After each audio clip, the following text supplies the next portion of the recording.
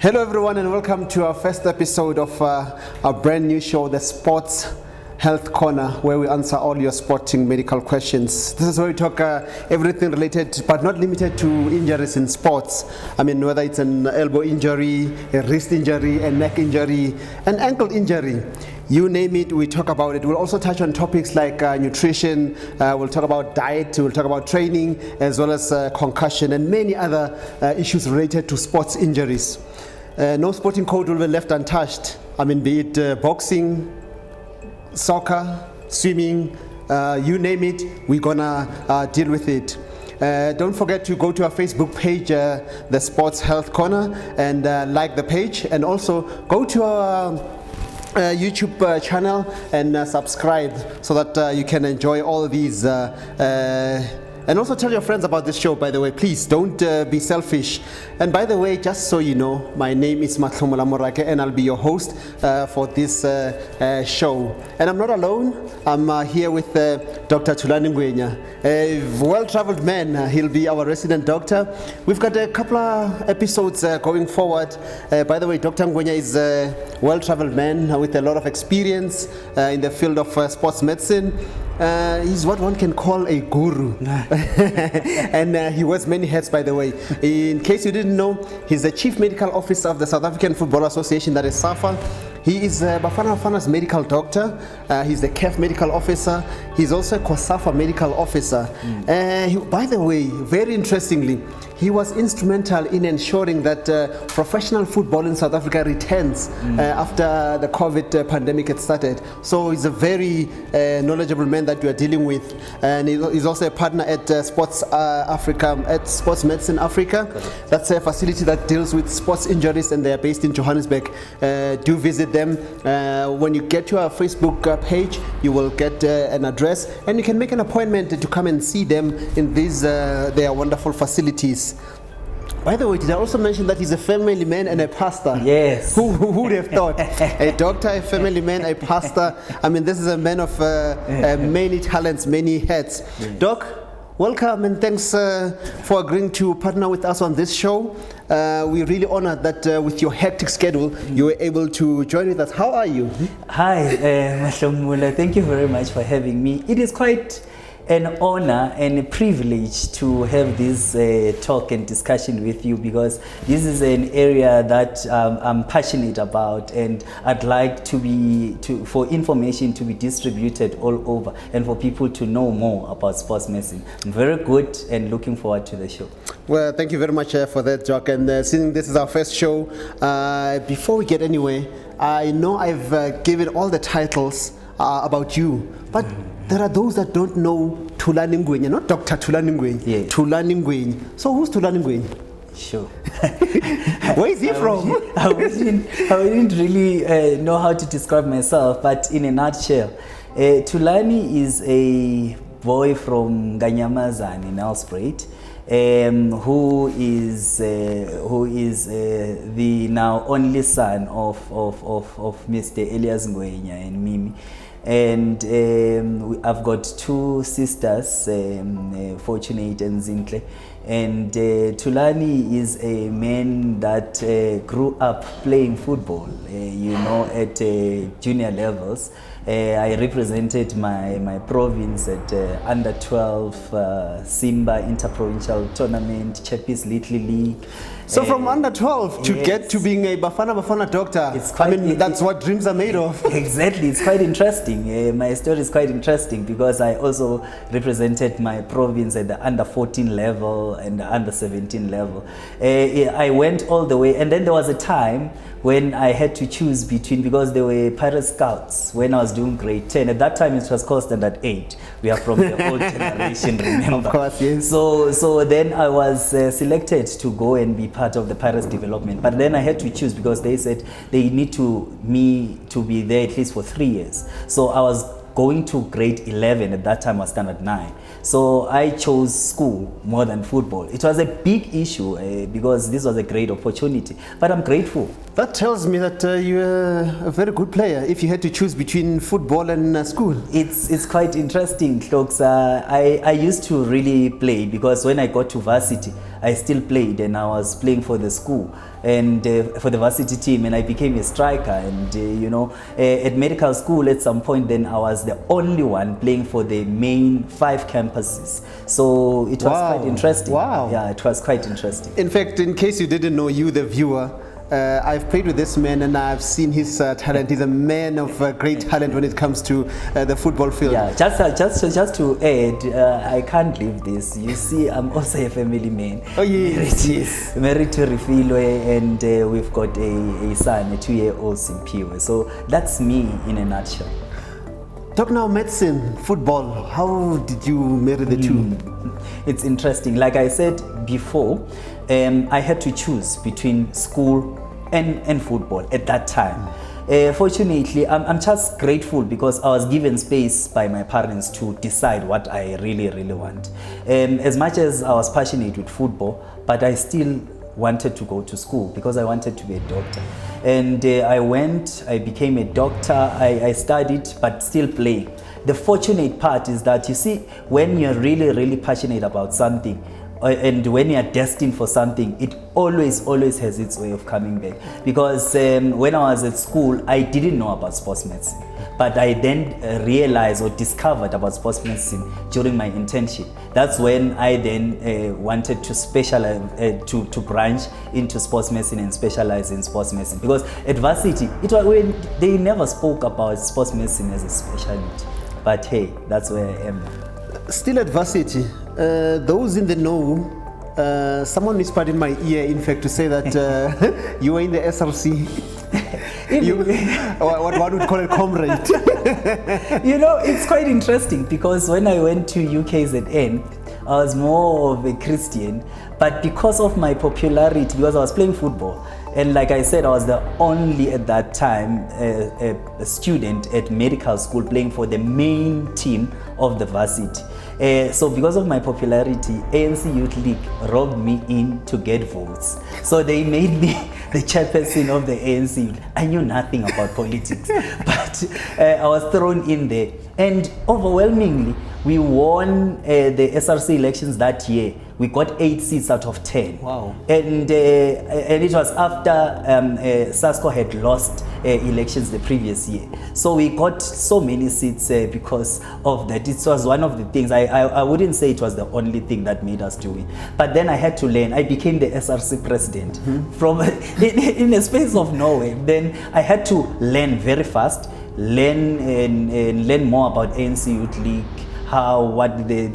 everything about the constitution, regulations and everything. So I had to learn very fast. Fortunately, I had people around me who were in politics for long, and they helped me to actually fit in nicely, and we did it. Fast forward to current situation. Yeah. How did you land at SAFA and eventually at Bafana? Yeah, I think when you are destined for something, I think it's predestination. I believe in predestination theory, because what happened is that when I was doing my internship, I was doing it at Tembisa Hospital. It was during internship, and at internship you can't do anything. So I was on leave during internship, second year internship, and someone called me. That time I think the manager was Abraham Dawonde. So he called me to say, we need a doctor. And we are told that you are a doctor. Are you available to come and help the under 17 girls? And then I said, yes, most definitely, because I love football, and yes, it's my internship. And I said to him, but it's internship. What do we do? Because I'm not a full doctor. I need to complete internship before I become independent. And I need to complete ComServe. They said, are you a doctor? I said, I'm a doctor. Then I took the opportunity. I went and worked with the under 17 under coach Cheryl Otis, and there was Figile Pasha at that time as the physio. She helped me greatly because I was completely new, and I developed more passion for it. And with that, then Coach Cheryl went from the under 17 to the under 20s. She took me to the under 20s, and when we were in the under 20s, we camped at the same time with Banyana at some point. Banyana doctor didn't arrive on time, and Banyana asked me to come and screen their players before the camp starts. And at that time, the not technical director, but technical advisor, it was Coach Shakes Mashab. saw this young boy, greeted, and it was all good. Sheikh Mashaba, fast forward, because Sheikh Mashaba had a under 17 a camp. And when he was in camp, they didn't have a doctor again. I said, there was a young boy, man, at the Banyana camp. Can you call that young boy? Perhaps he can help. And when I went there, Coach Shakes liked my ethos and the way I worked. And when Coach Shakes was also promoted to under 20s, took me with to the under 20s. When we qualified for the AFCON under 20 with Coach Shakes, and when we were in the West Africa tour, Coach Shakes was given an appointment to be a Bafana coach. And Coach Shakes surprisingly took everyone from the under 20 technical and support staff to Bafana. That's how I ended. Talk about being at the right place at the right time. Correct. That is why I'm saying predestination. And then when I was now with Bafana, that's when things started happening, folks, because a lot of things happened. But I believe that my turning point was when it was my first camp, big camp, and we had an injury, a big injury. Itumele Nkuni had a injury that has been there for some time, and it was a big issue because I had to rule Itu out, not fit to actually go and play AFCON qualifier. Now here's a young and inexperienced doctor when it comes to this setup, yes, and he has to make that call. And then at that time I didn't have sports medicine. I'm not qualified, I'm young and inexperienced. I made that call, and sure, people hit me, the clubs hit me, coaches hit me to say who does he think he is. But what is good is that in that whole situation, I was proven correct, because Itu after that had to sit out for about 3 months or so, not playing, and now he's still playing. I believe that one way or the other, I contributed towards maybe prolonging his career. We're going to talk about injuries, so I'm going to talk more about how injuries, if not managed correctly, how they affect your career to be cut short. Gee, thanks for all that background, Doc. Now we know exactly who we're talking to. And before we start, I'd like to make it clear that, doctors have got their own language and their own jargon. Yes, correct. So this is going to be a conversation. Yeah. So you speaking to a lay person, lay people. So it's not a lecture, as I said, it's just a conversation. Yes. So, and for our first show, we don't want to zoom in on a particular injury. So we will do that in the upcoming shows, yes, because we've got a long road ahead of us. Correct. We'll dissect these injuries, as I said earlier, elbows, wrist, ankle, knee, you name it, we will deal with them. Yeah. But for now, earlier you spoke about sports medicine. What is sports medicine? When someone says, I studied sports medicine or I'm into sports medicine, what is sports medicine? So in medicine, there's different branches.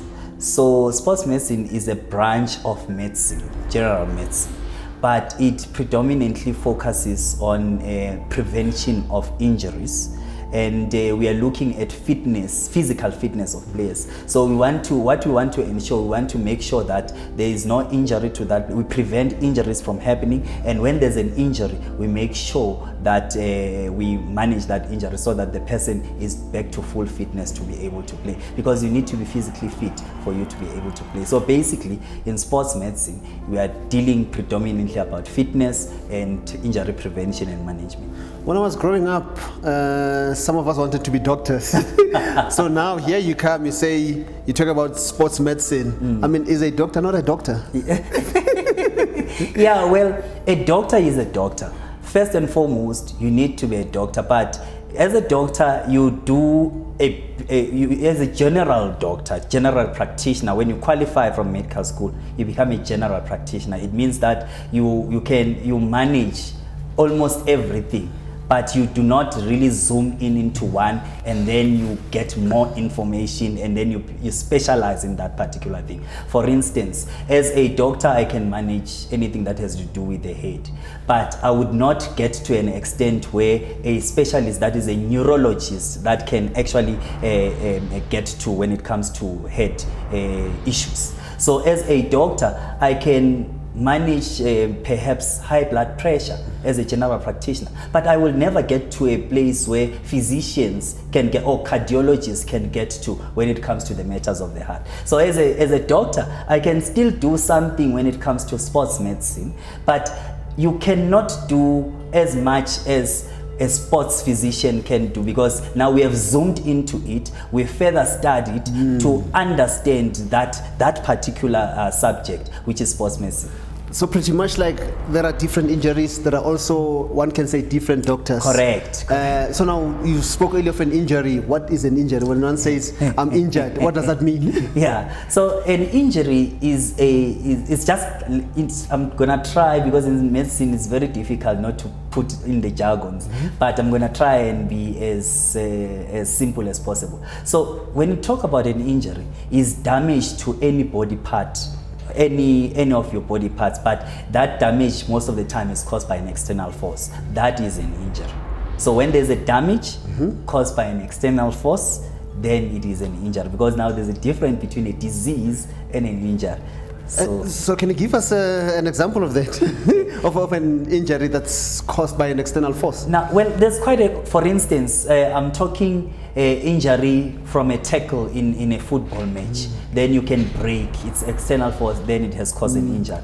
For instance, the other issue, you can spraining, if you were not playing and maybe stepping on an uneven surface, you are not going to sprain and sustain that injury. So there's an external force involved. Now, there's other injuries where, for instance, a tennis player suffers from an overuse injury because of the action that they do. So because of that action, there's external force, because you are doing something external. It's not really inside your body. So that then becomes an overuse injury, and it's also called an injury. It falls under the category because there's damage that is not really internal, but it's caused by something that is external. So doc, injuries, do they come out in different types? How many kinds of injuries are out there? Well, in sports medicine, we are taught that you need to categorize injuries into acute. Acute means it happens now. It's something that has happened now. And overuse is something that has happened over some time. So an overuse can actually go to chronic as well. But I can try and differentiate. For instance, right now, you go into contact with, maybe let's say the goalkeeper goes for a high ball and hits your head, and then you suffer a head injury, maybe going towards concussion. That is acute. It's something that has happened now. Now, for instance, say you sprain your ankle, you're running, and then you slip, or rather you step on an uneven surface, then you twist your ankle. It's something that has happened, and you swell up now. It's something that has happened now. Now, how does it then become a chronic injury? If you do not manage that twist or swelling that happened now, that time, if you do not manage it properly, for instance, you try and deal with the swelling and pain, and then you go back without proper management and rehabilitation, that injury can take long, and then it will recur, and then it will be then categorized as chronic injury. Now, with overuse injury, because of the repetitive movement, I mentioned the tennis player because it's a practical example. With this action that you keep on doing, because of this repetitive movement, it then affects your lateral, your outside part of your elbow. And that's when then you have a problem that is called a tennis. It's called a tennis elbow. It's called tennis elbow, but medically, it's when you've got the inflammation of this part of your elbow. But there's a difference, there's a difference between tennis elbow and a golfer's elbow. Golfer's elbow, it happens on the middle aspect. So you need to know, you need to differentiate between the two, because the action of a golfer is different from the action of the tennis player. So golfers go like this, so you'll have a golfer's elbow. So you need to be able to differentiate between the two. So then it's important to study medicine and understand exactly, or rather sports medicine, and understand exactly what you're going into. Yeah, well, it is important to know your anatomy. And it is also important to know the type of sport. Because, for instance, when I have a patient coming into our practice, I wouldn't know what sport they are playing. But if a person comes and say, I am doing rowing, I need to understand what is rowing. What are the actions that are involved in rowing? And with rowing, what are the type of injuries that I might expect? So I can't then, a person comes in, says that they are a rower, and already when they are saying that they are a rower, okay, rowing does already this. you have it then in mind. I think of the structural problems that might be there before the patient starts presenting, because most of the time then you will think of something shoulder, because of their action and what they do. Not unless then they present with something else. But it is very, very important to know the sport, to know your anatomy, to know the actions that happen. For instance, in netball, the action is different from what you see in rugby. So the darts. Yes, or even darts, the actions is different. So it is very important to know the type of sport and what action is involved there, because then it will help you to understand the mechanism of injury. Everywhere patients like us go, when they go to doctors, doctors always tell you about diagnose this. What is that all about? Diagnose, what is that? We are very passionate about diagnosis, not only in sports medicine, but in medicine general. Because diagnosis, when we talk diagnosis, is determining the problem. In simple terms, is determining the problem. Because I can come to you saying that I've got swelling of the knee. Swelling of the knee could be anything. It could be arthritis. It could be one of the ligaments that is torn or sprained. It could be bursitis around. It could be anything structural that can cause swelling. Because swelling is a symptom or a sign. So you need an indication. So it tells you that there's something wrong around the knee. Now, what you then need to do, you need to go to that particular, you need to know which structure is damaged or injured, so that you'll be able to manage it accordingly. Because if you then just go and say, no, it's swelling, then I'll just put ice or I'll just take anti-inflammatories and I'll be fine. Then that's where you'll have mismanagement of that injury, and then it will cause a chronic injury. That is why people would say, no, this knee has been there for a long time, I know how to manage it. But that should not be normal. It can't be normal, because that's not normal. You can't say that, no, I know, I always have a knee problem and I know how to deal with it. It shouldn't be like that. That is why in sports medicine, we want to determine the actual problem. For instance, when you sprain an ankle, it could be a ligament, it could be a bone. So you need to know exactly. And even the ligament, there's different types of ligaments. You need to know which one exactly. And when you which goes back to your point that you need to know your anatomy. Exactly. And again, you need to diagnose which ligament and the extent of the injury, because it can be just a simple sprain. It could be a grade 1 tear or grade 2 tear. So you need to know. And the way you manage a grade 2 or a grade 3 is different from how you manage a grade 1. So you need to really know. For you to manage properly, you need to know the diagnosis. Speaking of management, Doc, remember this show will be watched by professionals and non-professionals. Correct. Is managing an injury of a professional and non-professional person, is it any different? Injury management approach is the same. Injury management approach is the same. Now, here's the catch. The approach is before it was called the RICE principle, where you rest, you ice, you compress, and you elevate. But now it's called the PRICE principle. So every sporting injury, in fact, most of the sporting injury, that's the approach, whether it's professional or non-professional. But the difference now with non-professional and professional is that when you are for instance, if I have a non-professional athlete who is a weekend warrior, who's just running over the weekends, and they come to me to say they've got an ankle swelling. When they come to me and say they've got an ankle swelling, I can then apply the same approach to say, okay, because of the finances involved in terms of investigation, because you'll need to do, if you suspect a soft tissue injury, you need to do ultrasound, for instance. And ultrasound is no less than 800, 900, depending on the structure. So for weekend warriors, most of the time they would say, no, doc, is there another way of doing it? Then you apply that principle and you manage, you follow up. Now, with a professional athlete, we are pressed for time. We need to make sure that they go back to playing again. The other important thing is because they are professional, you need to do the right thing. You can't just approach it blindly. That is where now you need to do an investigation. An investigation is expensive because it confirms what you came up with when you're doing clinical assessment. Because most of the time, when you're doing a clinical assessment, you would actually have differentials that it could be this, it could be this, it could be that. Then it helps you in terms of management. But you need to confirm that with professionals to say, is it indeed that? Because it can present as something else and only to find it's actually something else. It is exactly what happened with Itu. It is a mysterious thing. Yeah. And how important is the history of an injury to an individual, be it a professional or a non-professional athlete?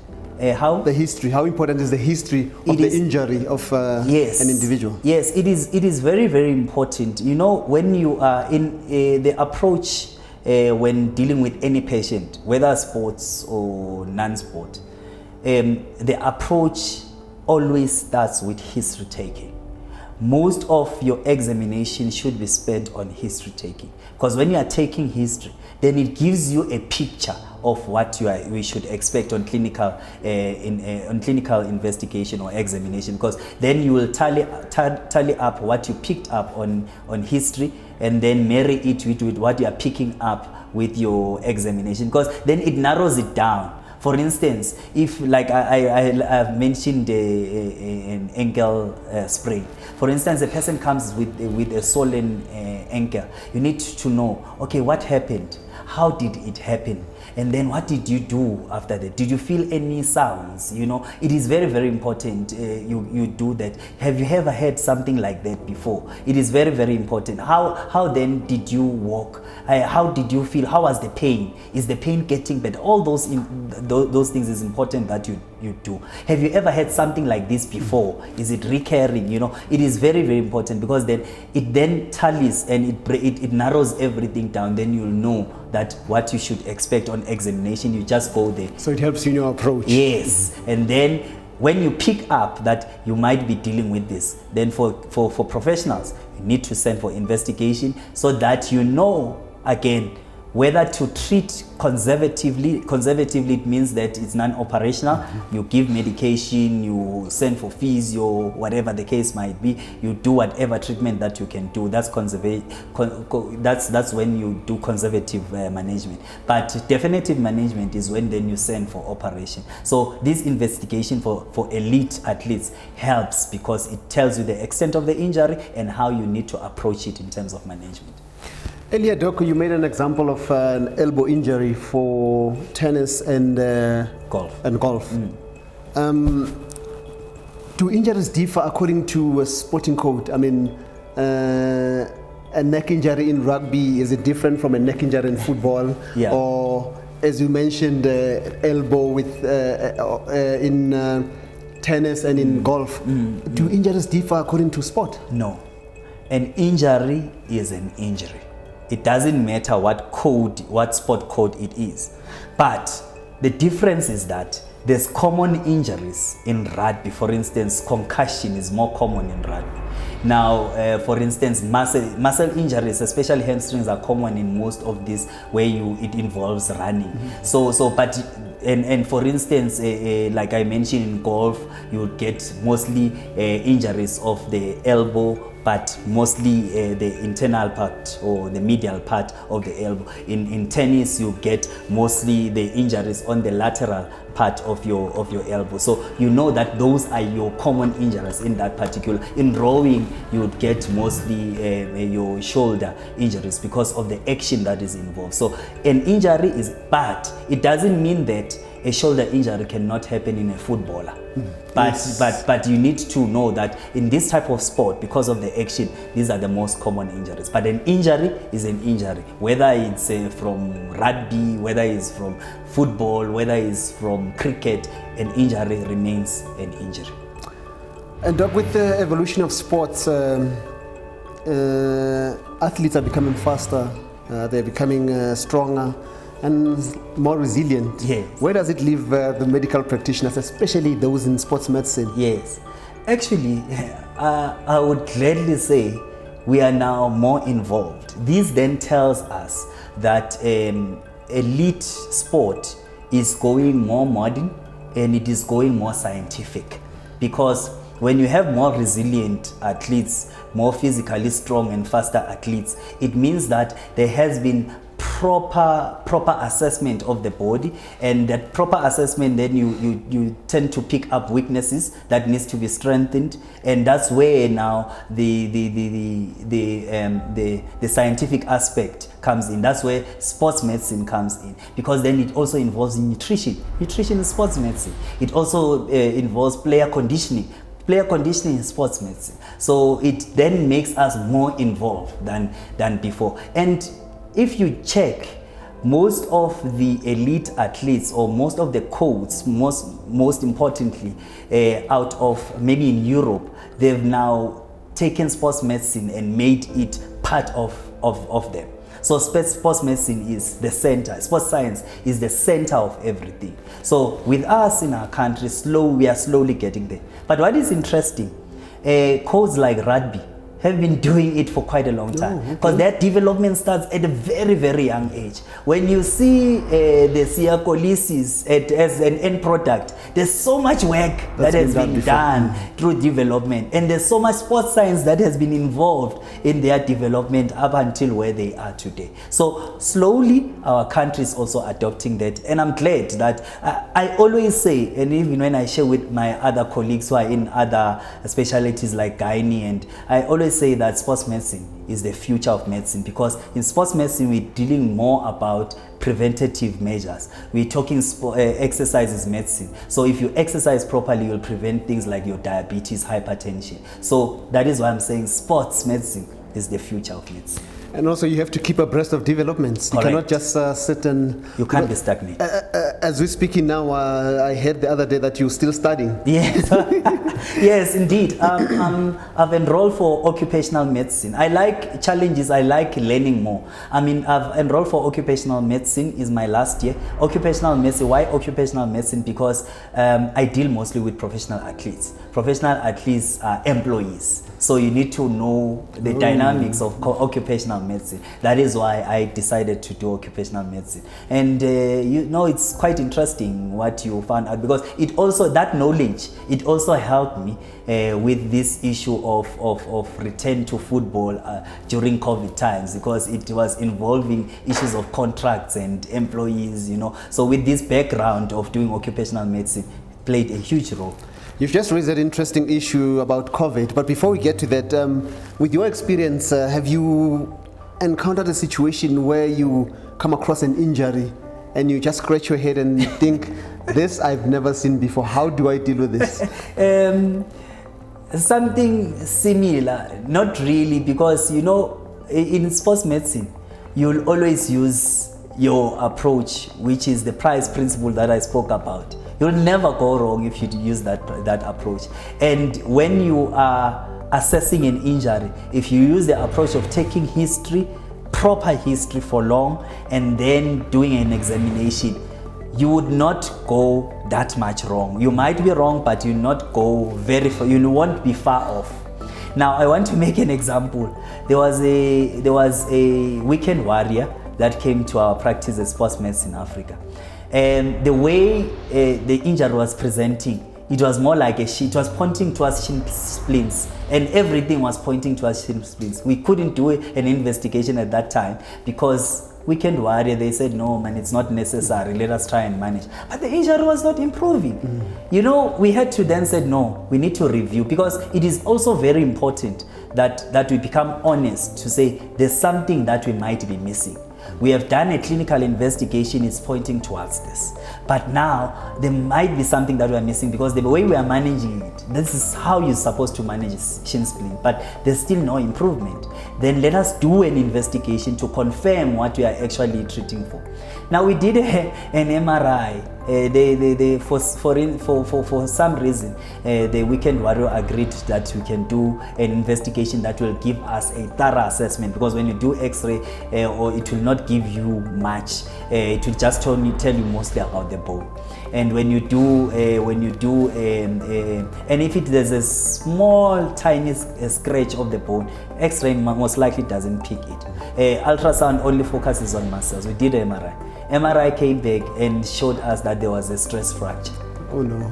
You know, and it was quite amazing. But that tells you the importance of doing investigation. That is why for all elite athletes, it is very important to do investigation. It does not mean that you are less of a doctor if you go and do an investigation.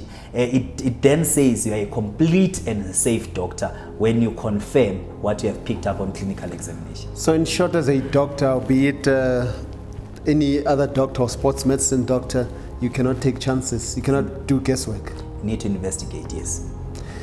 And Doc, in closing, you were very instrumental in the return of professional football in South Africa. Yes.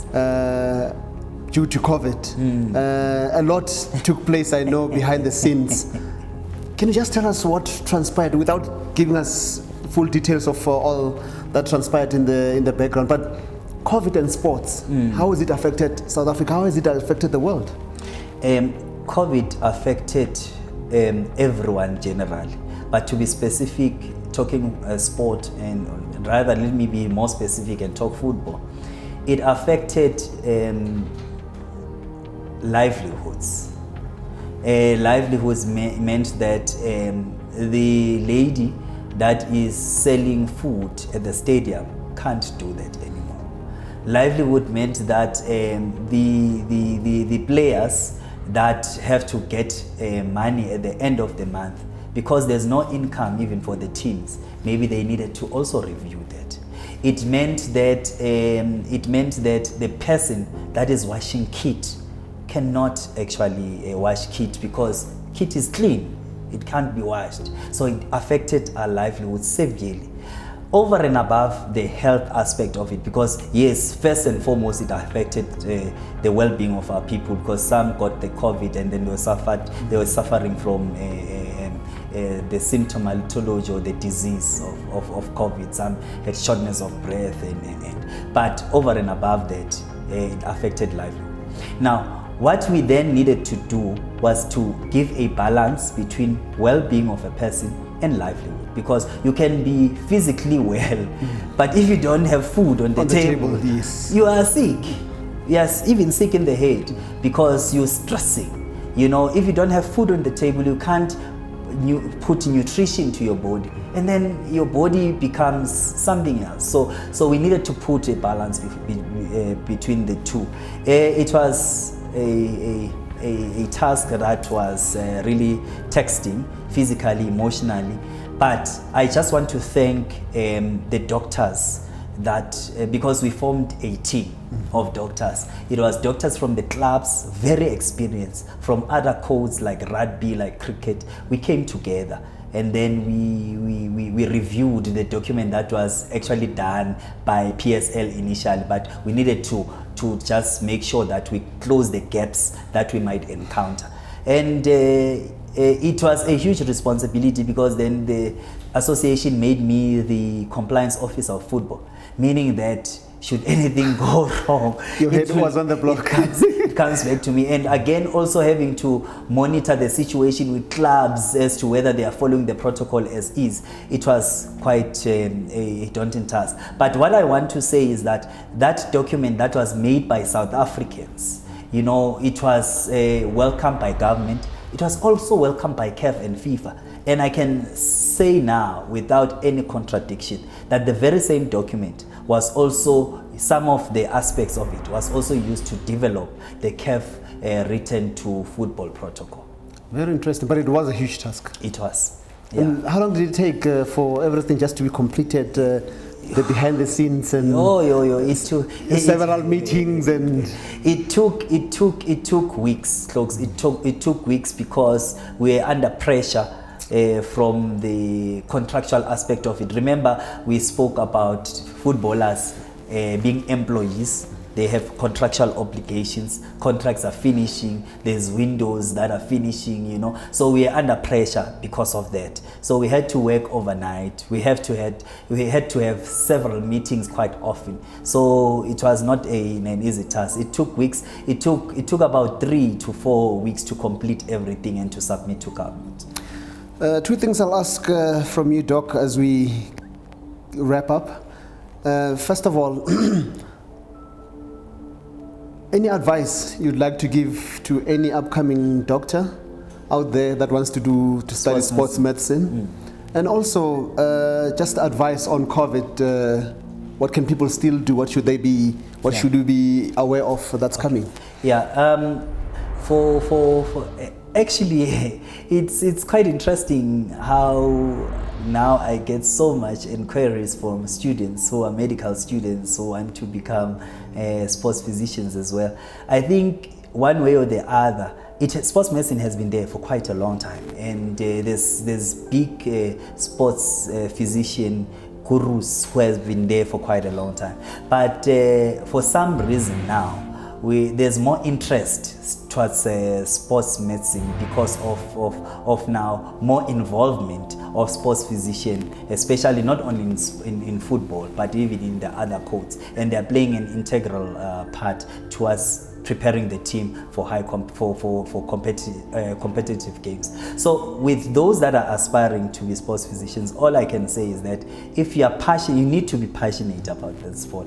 Because imagine if you want to be a sports physician and then you become a cricket doctor, where you're going to do a test match over 5 days. It plays from morning up until the afternoon. You have to sit there for the whole day. Sometimes you go on tour for 2 months, 3 months. 3 months. So you need to be passionate about the sport code and the sport first and foremost. And over and above, once you are passionate about it, most of the other things are taken care of at medical school, because that's where you do your anatomy and that's where you do your medicine, because it's a branch of medicine. So once you are passionate about it, about sport, then after completing your community service, then you can go and do your masters in sports medicine, which is given by UP, VETS, UCT. Those are the universities that I know of at the moment that gives it. And you can go there. Then when you are doing, in fact, I want to also advise that when you are actually doing your internship, be involved in sport.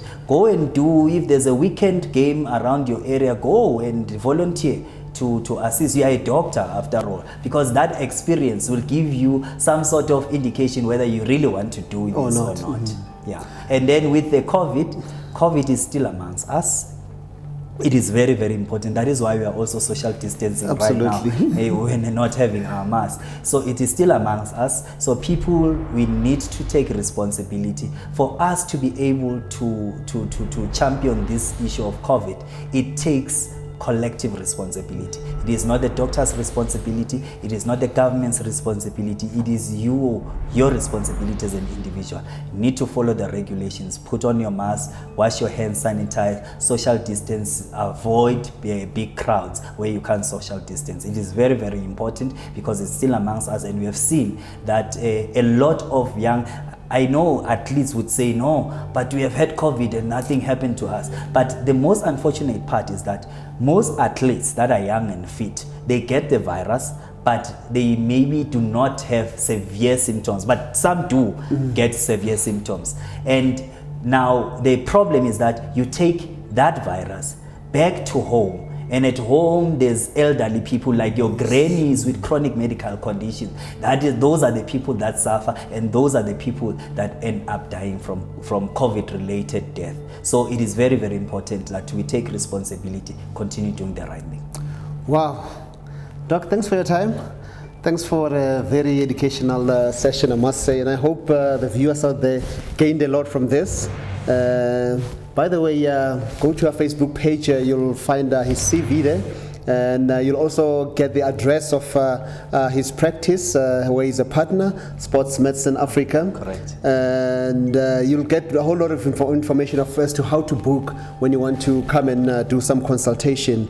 This was our first episode of Sports Health Corner, and next week we're back with more. As we heard from our resident doctor, Dr. Tulani Ngwenya, and there's still a lot to come. So please don't shy away. Keep watching this channel, and remember, we are the Sports Health Corner. We answer all your sporting questions, and don't forget, this is my show. This is your show. This is our show. So till next time, stay safe, stay injury free. I'm Matlhomola Morake, and I'm out.